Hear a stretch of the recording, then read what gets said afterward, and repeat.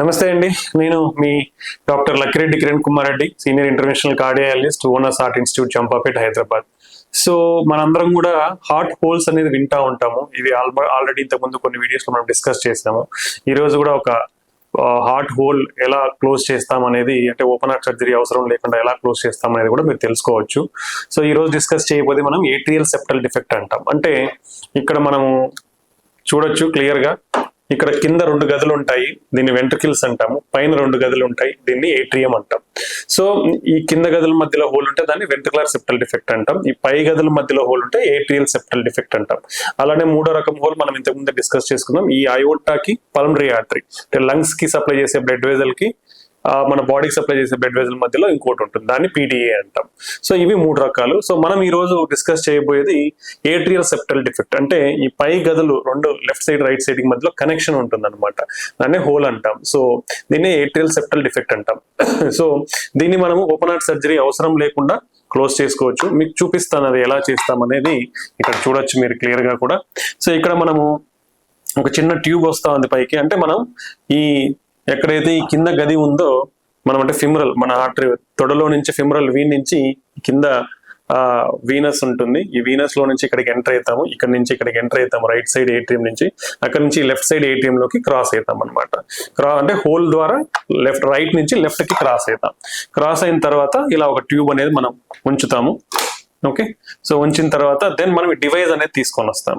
This is the device. ఇక్కడ చూస్తున్నారు కదా, ఇది డివైస్ అనమాట.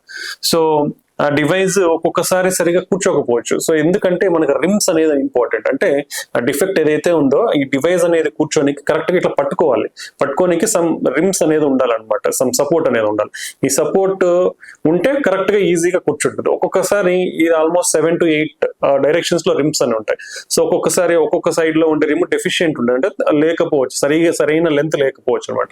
అలా ఉన్నప్పుడు మనం స్పెషల్ టెక్నిక్స్ అని వాడి చేయగలుగుతాము. సో ఇది మైల్డ్ రిమ్ డిఫెక్ట్ ఉండడం వల్ల రిపీటెడ్ గా మళ్ళీ అది రైట్ సైడ్ గదిలోకి వస్తా ఉంది, హోల్డ్ అవ్వట్లేదు అనమాట.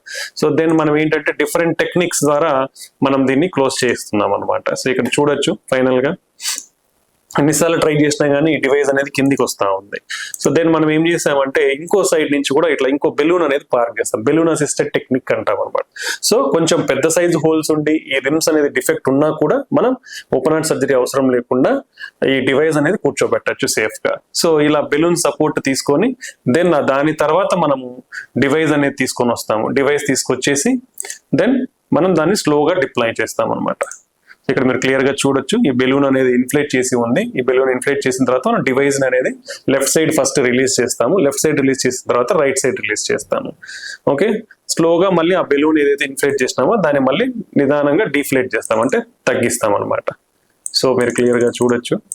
So but even some times so ఇలా చేస్తే కూడా ఒక్కొక్కసారి మళ్ళీ ఎన్నికి వచ్చే అవకాశం ఉండొచ్చు. బట్ దానికి కేర్ఫుల్ గా మనం అడ్జస్ట్ చేసుకుంటే, సో ఇప్పుడు ఫైనల్ గా చూస్తే ఇక్కడ కేర్ఫుల్ గా మనం అన్ని డివైస్ అనేది అడ్జస్ట్ చేసుకొని సైజింగ్ అనేది కరెక్ట్ గా మెజర్ చేసుకుంటే ఫైనల్ గా డివైస్ అనేది బెలూన్ సపోర్ట్ ద్వారా ఇలా స్టేబుల్ గా కూర్చుంటుంది అనమాట. సో ఫైనల్లీ మనం ఆ బెలూన్ అంతా డిఫ్లేట్ చేసి ఏదైతే వైర్ ఉంటుందో ఆ వైర్లన్నీ కూడా తీసేస్తాము.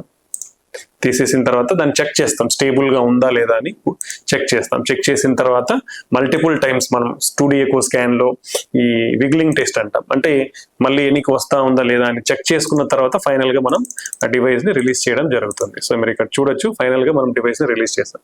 రిలీజ్ చేసిన తర్వాత డివైస్ అనేది స్టేబుల్ గా అక్కడే ఉంది. సో దిస్ ఇస్ ఈవెన్ మనకి కొంచెం రిమ్స్ అనేది డిఫెక్ట్ ఉన్నా, సైజ్ పెద్దగా ఉన్నా కూడా మనము ఈ ఓపెన్ హార్ట్ సర్జరీ అవసరం లేకుండా ఈ ఏఎస్డి, ఏట్రియల్ సెప్టల్ డిఫెక్ట్ అనే హార్ట్ హోల్ ని సేఫ్ గా క్లోజ్ చేయొచ్చు.